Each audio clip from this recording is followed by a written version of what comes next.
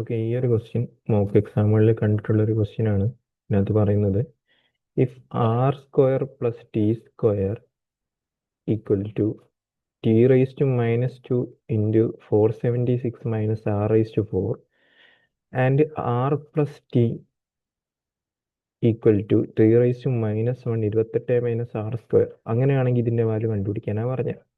അപ്പോൾ ആക്ച്വലി ഇത് വലിയ പാടൊന്നുമില്ല. അപ്പോൾ ഞാൻ ആദ്യമേ ഇതെങ്ങനെ ആദ്യം ഇതിനെല്ലാത്തിനെയും ഞാനൊന്ന് ചേഞ്ച് ചെയ്യാണ്.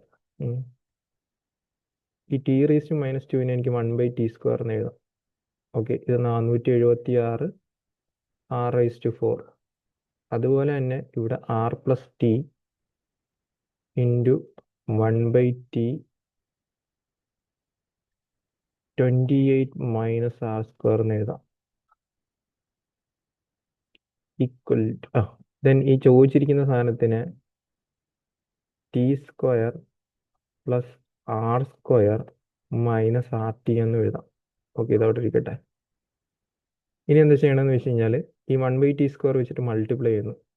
ഇപ്പുറത്തെ സൈഡിലോട്ട് മൾട്ടിപ്ലൈ ചെയ്ത് കഴിഞ്ഞാൽ r square t square t raise to 4 476 r raise to 4.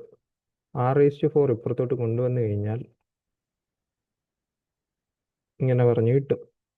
Okay, then ഇതിലെ ടി എനിക്ക് ഇപ്പുറത്തോട്ട് കൊണ്ടുവന്നു കഴിഞ്ഞാൽ R T T square 28 minus R square. R square ഇപ്പുറത്തോട്ട് കൊണ്ടുവന്നു കഴിഞ്ഞാൽ ഇങ്ങനെ കിടന്നു കിട്ടും. നമുക്കൊരു റിസൾട്ട് ഉണ്ട്.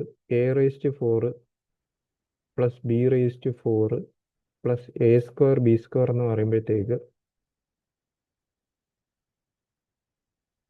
A square plus B square plus A B into A square plus B square minus A B. ഈ ഒരു ഫോർമാറ്റിലാണ് ഐറ്റം കിടക്കുന്നത്. ഇതിനകത്ത് ഈ ഒരു പാർട്ടാണ് ഇത്, അതുപോലെ തന്നെ ഈ ഒരു പാർട്ടാണ് ഇത്. സോ കണ്ടുപിടിക്കേണ്ടത് ഇതാണ്, വേറൊന്നുമില്ല. 476 28 നമുക്ക് കണ്ടുപിടിക്കേണ്ട ഐറ്റം എന്ന് പറയുമ്പോൾ ഇത്.